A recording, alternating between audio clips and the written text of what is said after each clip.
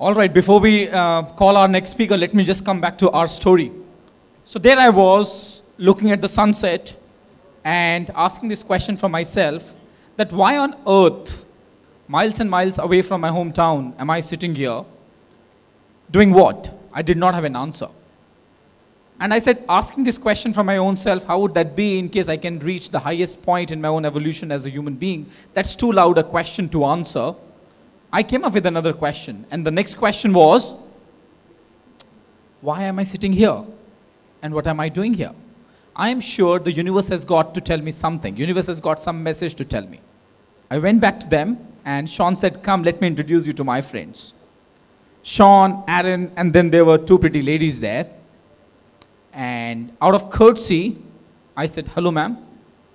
My name is Gaurav. I'm from India. Hey, you're from a country who believes in spirituality. I said, why do you, all of you, ask the same question? I belong to a country that believes in spirituality. And yes, I'm proud of that. By the way, my name is Gaurav. Yes. He looked at me as if there was a message. She said, hi, my name is Hope.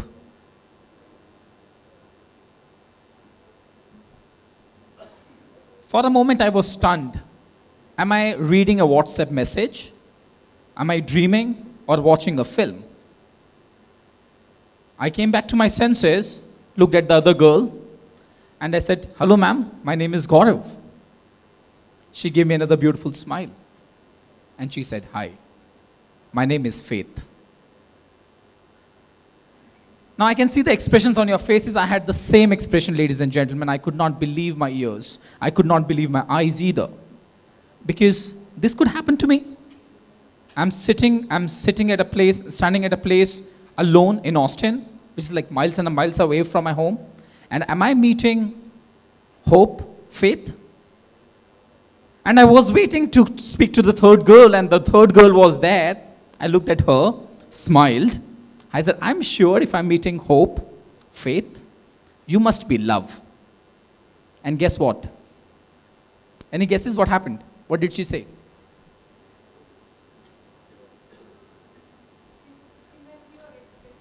And she said yes. And she said yes. You know, life gives us some beautiful gifts sometimes, provided we are open and we are willing to accept. Now just look around. Do you have hope, faith, or love sitting next to you? Just look around. I'm just wondering if you know the names of the people who are sitting next to you. Okay.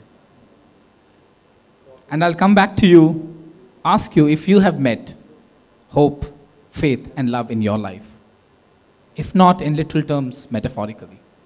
Over to Terence. Thank you. Thank you. May I request if you can just join your hands together and welcome Terence. Thank you very much. Thank you very much, ladies and gentlemen, for having me today.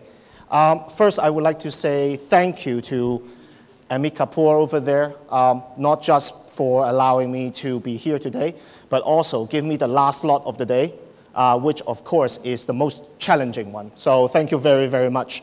I guess there's one thing that we have not really touched on, one area, and that is the EU. Let me start with a remark that Professor Enright was making earlier on in the morning. He was saying that the airports in the US were not very good.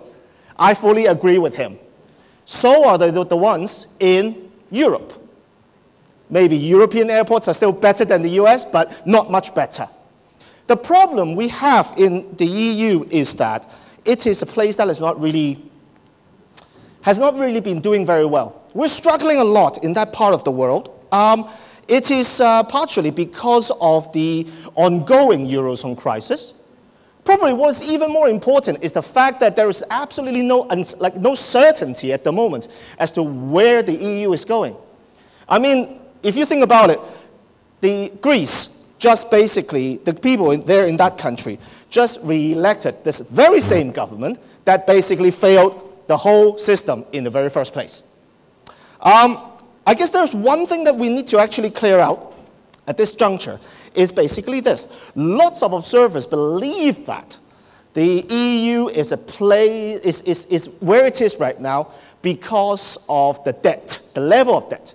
It's not that true. I don't think that's the entire truth. The reason is very simple, because if you compare France, for instance, where its debt to GDP ratio is about 90-ish%, the US is 100%. Whereas Greece is currently at about 170% debt to GDP, Japan has got 220, 230. And yet, Japan is still somehow on life support. So I don't believe that it is a matter of having too much debt that is really causing the problem. The real problem is in the EU is that it is the lack of competitiveness. Now, why am I telling you all of this? First, you should probably by now you should recognize that I don't work for the investment board of the EU, okay? Yet, what I would like to tell you is that EU perhaps offers an opportunity for some of you or many of you here, simply because the market is very different, sometimes mysterious, other times even mythical. So it is, I think that it is worth exploring. How do I get these slides to work? Just very quickly. First, let's not forget, the EU is actually the largest economic entity in the world. So it is, I believe that it is a bit unwise, if we were simply to discount it, because it is probably not going anywhere. If you take a look at some very simple statistics, as you can imagine, the EU is far ahead, in terms of GDP, in terms of GDP per capita. But if you look at the performance ones, i.e. those three at the bottom, you will see that India actually performs much better than the EU. Okay, so let me just keep on going. I don't think right, just a very, very quick overview as to the goods and services and FDI trade between the different countries. As you can see here, India exports a lot of goods, mostly goods, and in return, the EU actually put in a lot of FDI. What is not shown here is that the growth in the 10 years before 2000, up to 2013, it has the goods side, for instance, the trade has gone up from 29 billion euros to about 72 billion, whereas on the service side, it's grown from about 5 billion to about 24 billions. So what we're talking about here is that the trade between the EU and India has been going up substantially. Okay, very quickly, just have a look at what are the stuff that the EU import from India. So as you can see, it is textiles and chemical products that are really taking the lead. What you can see here is that these are basically, if you like, resources or commodities. What is interesting, however, is that if you look at the top products, in the second one, which is work diamonds, okay, I want you to pay attention to it, because if we were to look at what the EU export instead, okay, is that it is unworked diamond that it is showing. In other words, what the EU has been doing is exporting unworked diamonds to India, and then the EU re-imported the processed diamonds. What you can also see from the table above is that EU actually export to India a lot more of the products that are for production rather than products that are to be processed. Okay, keep going. Right, just very quickly, in terms of services imported, there's no surprise there. It is computer and information, and the same goes into the other directions. Now, take a look at the FDI. EU made, among the 5 BRICS countries, EU made the least amount of FDI in India, whereas India, on the other hand, does not rank very high in terms of investing in Europe. Let's keep going. Right. Now, all of you may think, wow, with all of these, some of you may think, when all of these billions of dollars of euros traded, right, India must be ranking very high on the list. No, as it turned out, India ranked rather low. It is actually a small partner, at least not a major partner in both exports or imports in terms of goods. The same goes with services.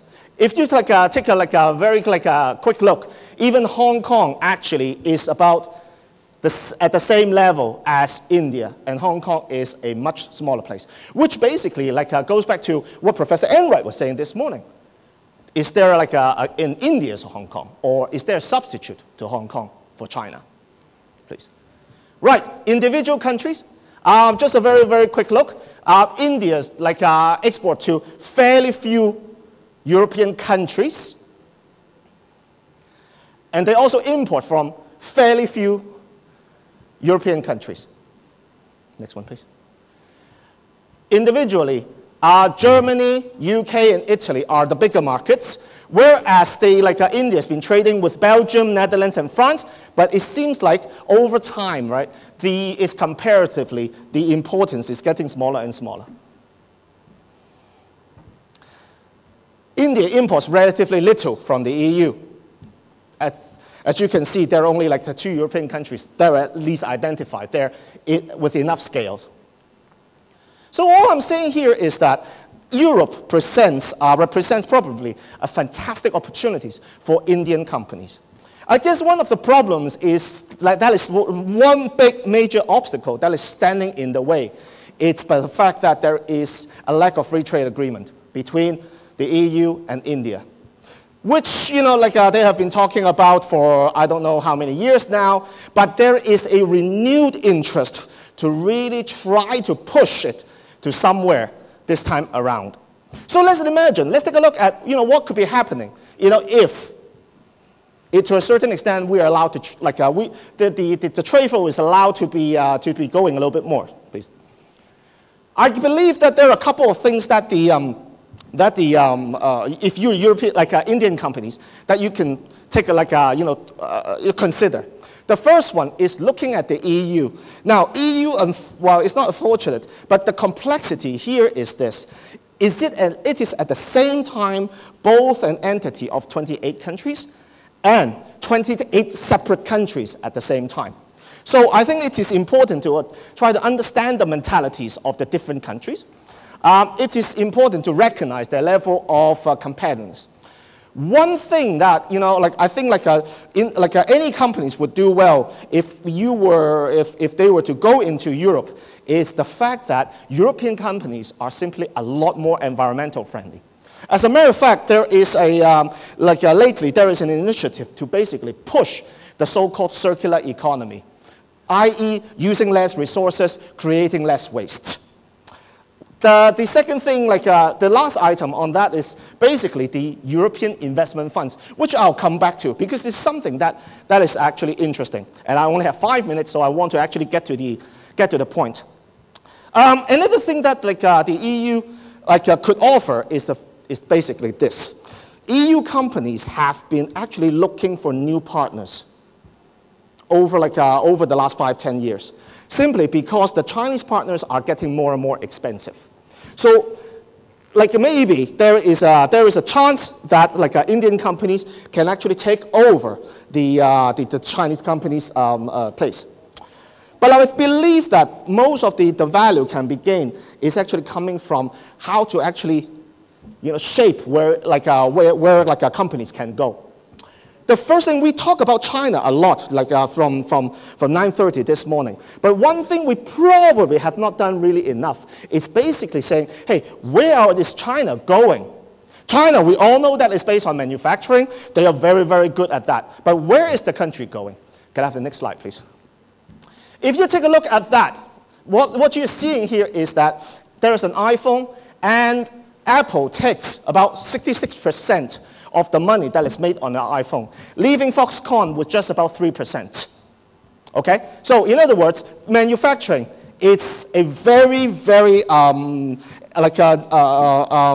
tight margin business. So but having said that, one thing that the Chinese company have been able to gain and accumulate over time is basically capital. Now, I'm going to actually drive through this very quickly. The Chinese, because they have the capital, yet they have been putting, even though after they put in a lot of money into the R&D and capacity building, they're not really going anywhere. As a matter of fact, could I have the next one, please? As a matter of fact, and the next one, please. As a matter of fact, not very long ago, earlier this year, I went to an event where the Chinese actually came to London. That's where I live. Where they come to London, and basically the investment officer of a second-tier city was saying that China has been trying to put a lot of money into R&D, but it is not going anywhere. So the only way we could really expand our innovation capacity is basically by shopping. And this is exactly what they have been doing. They, on that very day, at the very least, they were actually saying, please have the 10 startups from the UK present in front of us, and we will put the money on the table at the end of the competition, of the contest. As you can see, it is estimated that China will be the capital provider in the future. So what I'm trying to say here is this. If the Chinese can do that, could the Indian companies do the same? Please, next one. Okay, very quickly. If I were to show you these two numbers, 952 billion and 571 billion, and it is saying that, well, you know what, this is the money that is made available to the SMEs in Europe and the US, you would probably think the first number is a US number. And the second one, the smaller one, is an EU number. No, the truth is further very, very far from that. It's actually the other way around. In other words, what I'm trying to say here is that Europe has been putting in a lot of money into the system. Yet, the money is not really going anywhere. The reason is simple, because the money is being either, one, held by the banks, and the banks are unwilling to lend, and B, there's not enough risk capital. In other words, innovation is going to suffer a lot in the EU. And I believe that with the capacity that Indian company has got, with the capital that Indian companies have got, there is a chance. Could I actually? Now, very, very quickly, some of the things that I believe that, one, I think China is very inward-looking as a country. Okay, if they operate everywhere, they operate internationally. But what, if you look at Africa, can I have the next slide? One of the people, I was saying locally, was saying, how would you feel if you went and killed all your pandas? This is how, some of the mentality, some of the people's feeling in Africa, even though China has been investing so much in their continent. Could I have the next one? Play to India's strength. I believe that is important. Could I have the next slide? This is this is probably the last slide, and I see time up there. So what this comes from a new report issued by McKinsey, and what they were saying is that if you look at the different types of innovations here, the Chinese are very good at the bottom two, i.e. the customer-focused one. But when they talk about customer-focused one, they're talking about digitization and the e-commerce, that sort of things. But those are very, very domestic market.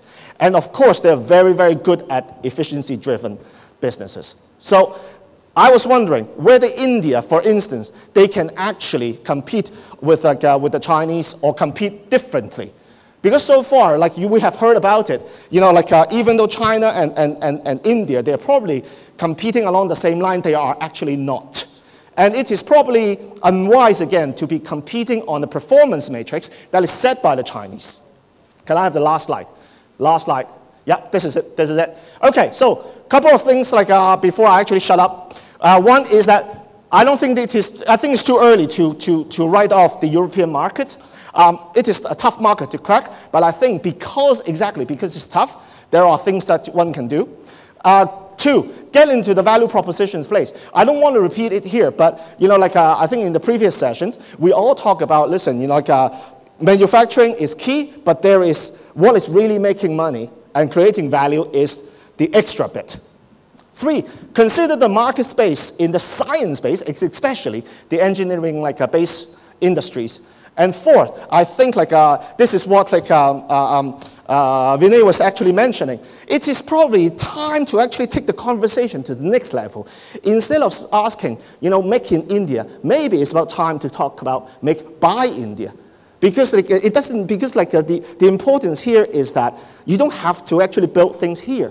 You can actually build things there. And that's what's like what Mr. Bhatia was mentioning, and I was very pleased to hear that when he said that you run a German company, but there's no one single Indian running it.